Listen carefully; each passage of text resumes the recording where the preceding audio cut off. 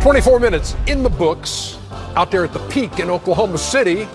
No Russell Westbrook, but Paul George is there, and he's got 17 in the first half. And the Thunder, looking for their 7th straight win, have a 59-45 lead over the 4-5 Houston Rockets, who have not been over 500 so far in the early going. It is the American Express halftime report. Ernie Johnson. Chuck's down there. What are you doing? I'm taking a picture of the Suns got a lead. I haven't seen that often. Wow, yeah. They're on top of the Celtics, 11-3 early. I don't see that often, Ernie. That is amazing. That is. It won't last long, America. Close to a double-digit lead. Kenny's here. So is Shaq. And we have the American Express teammates with no Russell Westbrook out there. Paul George and Steven Adams getting the job done.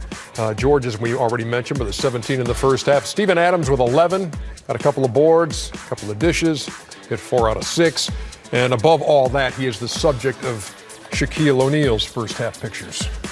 What I love about Steven Adams, he's an ultimate role player. Kenny, Chuck, you know this. He never complains. I don't know this, too. I've seen him post up a lot of times, never complain. That is some of the most enthusiastic Shaq tape breakdown I've ever seen. Because, you know why? Because I like to see big guys play like big guys. And you like to see big guys use some muscle and not get called for it. The elbow right there, boom, ref ain't going to call it. Jump hook him to death. Hey, Chuckster, I know Harden's missed 3 games.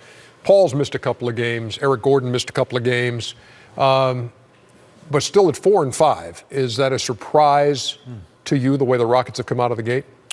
Not a surprise. I mean, first of all, I think they'd be 6-3, a little bit different. But tonight is a perfect example why they missed Luke Mabute and Trevor Ariza. Because Trevor Ariza would make Paul George have to play defense on one end, and he can guard him on the other end. Those weaknesses are going to show. That's why I think the Rockets, who do it, Daryl Morris and Tad Brown, do a fantastic job. They got to make a trade. They're not going to beat the Warriors. They're not going to beat the Nuggets. I'm not sure they can beat OKC healthy if they're healthy.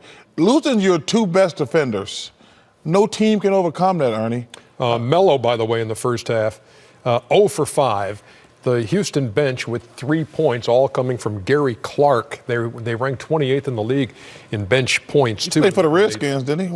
They trail 59-45. What did you think of what you saw, Jet? Hey, my man Ricky Sanders, Art Monk. Well, I think I'm not going to run to the board. Okay. We're going to go on the screen in the second game.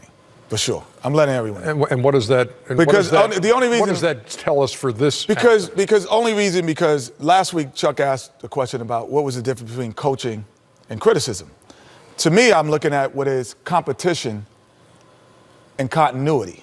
Oh. Because nice. Wow. What happens is water's getting deep over there. I'm getting deep. But I just think about, if you look at Oklahoma City, there is competitive fire between Schroeder and Russell Westbrook. But there's a continuity, understanding, accepting his role. We talked about what Carmelo has to do for Houston. And seeing through a different lens. And seeing it through a different lens and seeing life through a different lens. And so Schroeder could say, man, I was in the starter in Atlanta. I was on the verge of possibly being this great young player. Or I could come in here and accept what I'm doing and be part of the continuity. And then all of a sudden, I thought when he did that, then the rest of the team, he's able to get them at a pace that everyone is comfortable playing at. And it's honestly, I will give him a lot of the credit because the pace that they play at is very similar. Even though he's not as good as Russell Westbrook, the continuity has been accepted, and he's still competitive. It doesn't mean he doesn't want to be on the floor, but he's competitive, and I think that's the difference of this 6-game winning streak.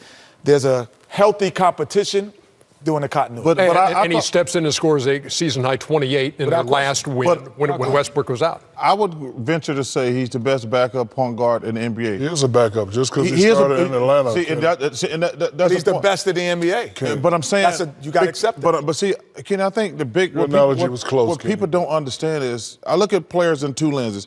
There's 5 guys who are superstars. Correct. Everybody else either a starter or a reserve. Dennis Schroeder is a good player. Like all NBA players are good players. But to me, he might be the best backup point guard in the NBA. He understands his role. Over Terry Rozier or between them two? That's Right there. That's right there, right there. And also, Sam Preston did a fabulous job. The kid Diallo from Kentucky can play, but the biggest pickup, in my opinion, is that kid Noel Nerlens. First of all, I don't know why some people name their damn kid Nerlens. That's just a crazy name. But that kid is a rebounding machine. He's unbelievable. Why don't you name your kid Nerlens? No, I'm good. Okay. So do you have him as the best backup point guard or maybe the best? Here, Terry Rozier. I think the difference is Rozier. Who's the best? Who's the best? better? Answer the question. Who's the best backup point guard in the NBA? I'm putting it down. Schroeder. I'm going to go Rozier, only because he did it when the lights were bigger. Yeah, but the problem, Lights were bright but when see, he the did. problem is, I'm not sure Rozier knows he's a backup yet. Exactly. I think I'm just good with the Georgia-Auburn bet this weekend. Thank you. War Eagle.